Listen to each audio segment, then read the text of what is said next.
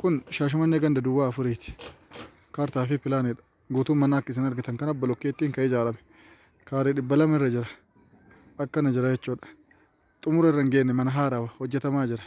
Keessi mana ajaa'ibaati bareeduu jedhan kutaa hedduu qaba. Gara kutaa 5 ja'a. Achi ol qaba ja'aa jiranii. Keessi kunillee baarkingiinillee guddaa qaba. Naannoo gabayaa Boonoo jedhamu san jechuudha.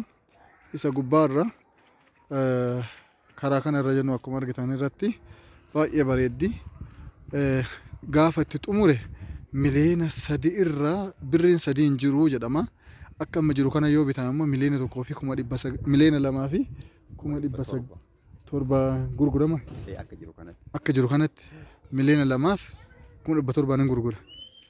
Akkasii oomishaa jiran.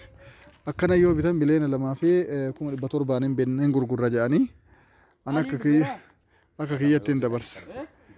Qalamnii fi chaakiin dhumate waan hundi yoo dhumate miliyoona 3 jedhan.